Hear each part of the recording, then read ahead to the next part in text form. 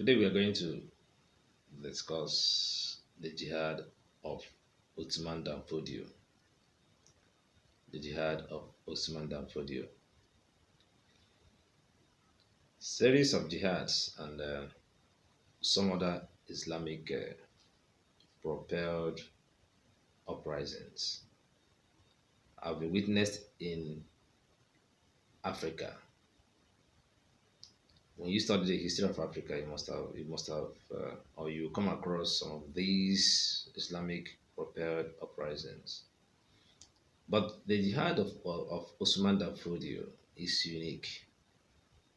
Some persons have tried to look at it purely on Islamic propelled structure, but somebody can comfortably say that it's not fully the way it is. There are other factors that contributed or encouraged the jihad of Osman Dan Fodio.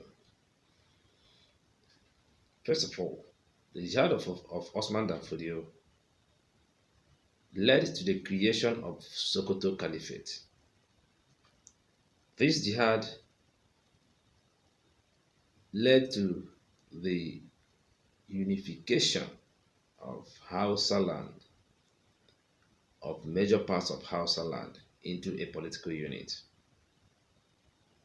This was before the creation of Nigeria as a country. The issue of religious reality is also very important, though. But it wasn't only religious activity that led to it. By the way, this jihad was highly influenced by the Fulani people, by the Fulani migrants. Prior to the jihad of Osman Dan Fodio, the Fulani have started settling in Hausa land. And most of them coming down to Hausa land, we are Muslims, we are of Islamic faith. And most of them were nomads, taking care of their cattle within Hausa land. But one thing was this: the political structure of Hausa land prior to this time was a bit of it was a feudal structure, but the noble or the ruling class tend to have it all, or if not to have almost 90% of whatsoever economic reason, economic benefit within that period. So there were two different sets of people: the super rich who were in the minority, and the majority that were so poor. Then, with the coming of the Fulani, the ruling class in Hausa land, treated these Fulani as second-class citizens. They introduced a whole lot of taxation patterns that didn't move down well. Some taxation patterns were un-Islamic, and some of these Fulani were Muslims. For instance, the tax on cattle and some other taxes. Although there were some Islamic taxes that were being done or were being carried out, but there are also some un-Islamic taxes that were being, carried out. And this didn't move down well with the Fulani as well. Prior to this time, Osman Dan Fodio was born in Maratha. Maratha was a little town, a little village in Gobai. Gobai happened to be one of a leading Hausa city status at that time. Now, before I move ahead, the Hausa land before the Dan Fodio's jihad was made up of kingdoms introduced or established by the Hausa speaking people that were independent of each other. They had their kings that went with the title Saki, and they had each of them had their political structures, but they were independent of each other. They interacted in a whole lot of ways. They interacted through wars. They interacted through cooperation. They interacted through social interactions. They interacted through information sharing. But majorly, they had strong or serious wars within themselves. As at that period, Gobai was a strong Hausa city state. Some other ones like Kano, Rano, uh, Katsina, KB, and other ones were in existence. The Dan Fodio's jihad worked towards recreating the issues, recreating the area. Dan Fodio was born in Maratha, and that was under Gobai. He had a kind of training or Islamic training from some notable Islamic scholars. And he was a member of the Qadriya Brotherhood. He was a member of the Qadriya Brotherhood, and he was trained in Islamic way by one of his uncles, Uthman bin Duri, and also a Tuareg man, a Tuareg Islamic scholar called Jibril. These two Islamic scholars played a very important role in the training of Dan Fodio. Now, in the early stage of his life, Dan Fodio started preaching, started, Islamic activities by preaching, and this endeared him to a whole lot of persons. A whole lot of persons started following his footsteps, started following him in a bit to listen to him, in a bit to get information, Islamic information through him. And this made him to have a large, followership base. Well, at the time, his influence started coming in contrast with the rulers of Gobai. And one of the major times that this happened was during the reign of Bawa. Bawa was not comfortable. Bawa was not comfortable with the influence of Dan Fodio.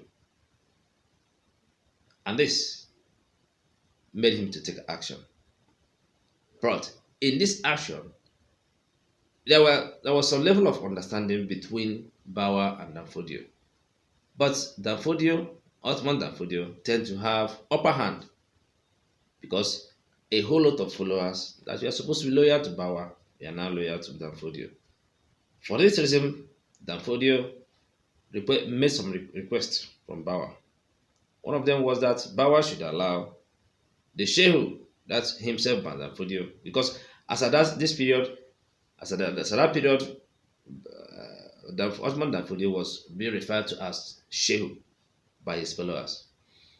So Dan Fodio requested that he should be allowed to preach or to call people to God, to Allah, in Gobai. And then the ruling class in Gobai should not stop anybody that want to respond to the call or to convert to Islam based on the calls of Dan Fodio. Then that the ruling class should respect any man wearing turban. Turban is a kind of Islamic attire. And then the next request was that the ruling class should free all political prisoners. And then the last of it was that the ruling class should take off all those illegal taxations that tend to be a kind of burden to people. Well, Bawa agreed to these requests, tried a little bit to see how to, manage them, but could not comfortably adhere to them. But after Bawa's reign, things went the other way around. Nafata later became the king. Nafata was not comfortable with all these requests.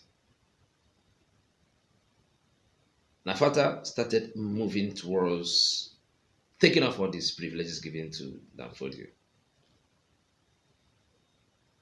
He started denying people from, moving towards Dan Fodio, attempting to deny people from moving towards Dan Fodio. And he went ahead to start forbidding people from putting up turban or veil, which were majorly the attires or that were being worn by people that were following Dan Fodio. Well, after the reign of Nafata, his son Yumfa took over. Yumfa tried to arrest this situation by seeking or putting more restriction towards the powers of Dan Fodio. And this didn't go down well with Dan Fodio. But a major crisis came up. And this crisis was a crisis of loyalty. Yumfa's men were on expedition where they met a staunch Dan Fodio's follower called Abdul As-Salam. Abdul As-Salam was trained by Dan Fodio. Then Yumfa's men requested prayers from Abdul As-Salam. They requested that Abdul As-Salam pray for them as they are going for expedition. Abdul As-Salam declined. They made the same request as they were coming back. Abdul As-Salam declined. This didn't go down well with Yumfa. Yumfa could not overlook this challenge. This became a direct challenge to him. He could not overlook the challenge. Then he planned a reprisal attack on Dan Fodio and his family. Well, he asked Dan Fodio and his family to leave his base. Before this period, actually, Dan Fodio was based at Degel. Degel was also another town in Gobai. He told Dan Fodio and his family to leave Degel. Well, Dan Fodio later left in what is referred to, in most cases, in Islamic activity as Hijra. He moved from Degel to Gudu. And Gudu was outside Gobai. So, having known that there was no other choice for him and his followers than to defend themselves and also possibly work towards removing the leadership or the rulership in Gobai, Dan Fodio started encouraging his men to arm themselves, his men and his followers to arm themselves. Yumfa, realizing the activities of Dan Fodio, organized his soldiers to attack Dan Fodio. The first clash between Yumfa's men and Dan Fodio followers was at Tapkin Kwoto. Now, this clash was unique in the sense that Yumfa's soldiers were better equipped and well organized. But they met a very stiff Dan Fodio's followers, determined followers.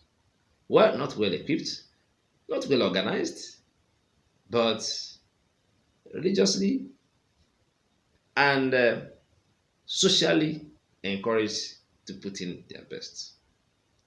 In that clash, Yumfa's men lost the war.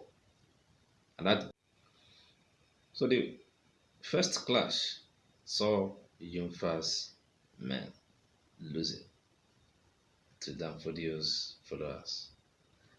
And this encouraged Dan Fodio and his followers to continue. Within a very short time, they were able to run over Gobai, removing the ruling class, taking over Goodbye. And they continued in their jihadist expedition.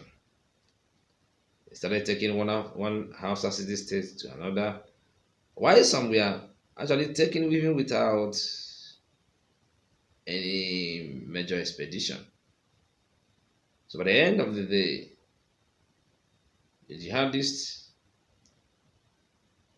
led by Uthman Dan Fodio were able to take over the whole Hausa land. Now, the question is now, what are the factors that encourage? So, as I said earlier, some persons have come out to say that it's pure religious activity. That is wrong. There were also ethnic orientation.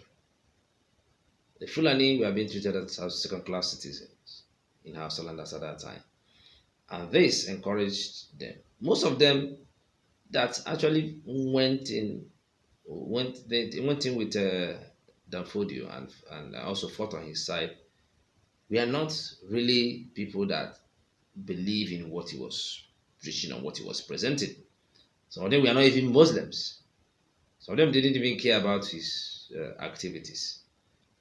Then there were also some non-Fulani, some that are even Hausas, that saw this uprising as the only means of liberating themselves from oppressive governments, liberating themselves from the selfishness of the nobles.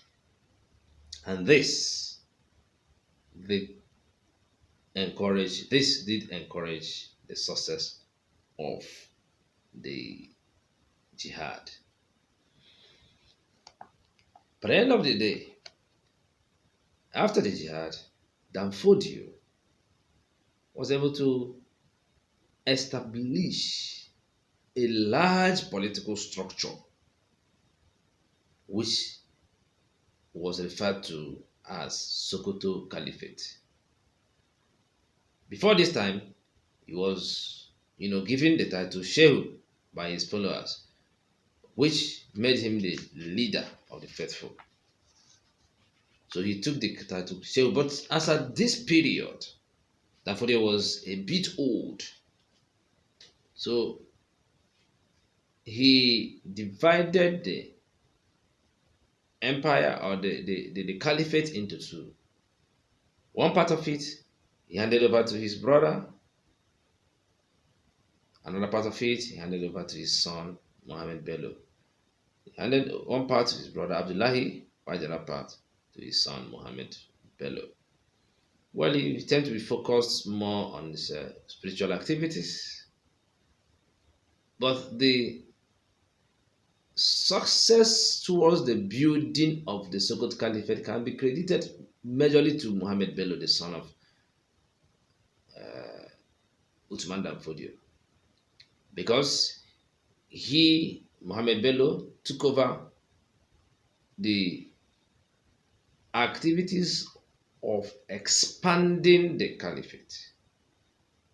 He was able to conquer a whole lot of other areas and brought those areas under the Sokoto Caliphate. Some part of it were even the non-Hausa speaking areas. For instance, Nupe, I think some parts of Gwari, even some parts of the present-day Niger, we are all made to be under the Sokoto Caliphate, courtesy of Mohammed Bello's expeditions and actions. So this was the Jihad of Uthman Dan Fodio. Now the success of the Jihad of Uthman Dan Fodio encouraged other jihadists, other intending jihadists to carry out their activities. The Jihad of Uthman Dan Fodio propelled actions that affected the Bonu Empire, the Kanem Bonu Empire, the Bonu part of the Kanem Bonu Empire. The Caliphate, the Sokoto Caliphate had boundary with Bonu Empire. And then some Fulani jihadists started also working towards taking over Bonu Empire. some potential jihadists were given flags. Most of them actually were Fulani. Were given flags by Dan Fodio, which was an encouragement for them to go ahead and carry out jihad in different parts of the region where they operate. And one of them happened to be Bono Empire. Although they could not take over Bono Empire, but the actions of these potential jihadists led to the extermination of the powers or the influence of the Sefawa dynasty. When they attacked Bono Empire, there are a lot of developments, which I think we discussed that in one of the videos that we made earlier. And a lot of developments that led to the Sefawa dynasty losing power to the Shehu dynasty. The Shehu dynasty under the control of Mohammed el-Kanemi. Prior to this time, the Sefawa dynasty ruled Kanem Bono Empire for over 1,000 years, but lost power because of the activities of the jihadists. Well, it brought the result of the jihadists brought some high level of cooperation within Hausa land,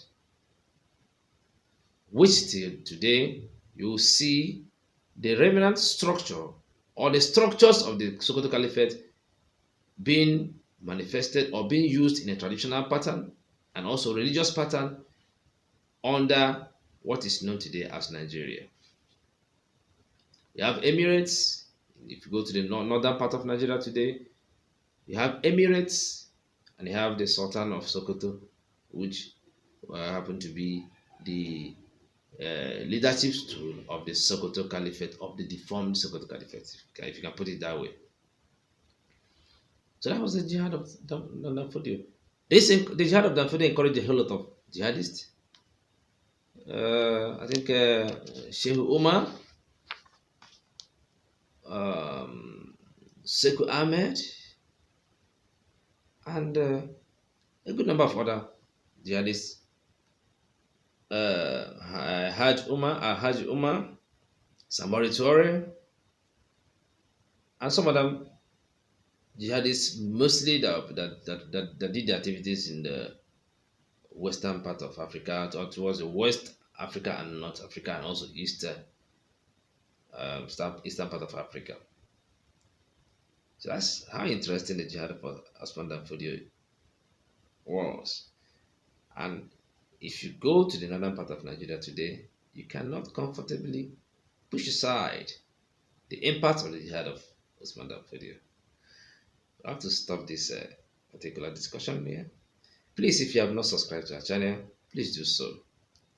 We are promising to be bringing out very interesting content in African history, which will make you to understand African history in its totality, and also help whosoever it is that's watching us to realize the structures of African history.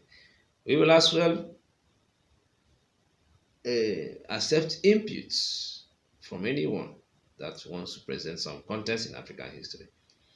You can put it in a video format and send to us. I'll put in the link upon which you can use to reach us. Maybe WhatsApp or however platform you wish to reach us. We'll be able to make it available to the people or to the viewing public to see. Let us discuss African history together. Thank you.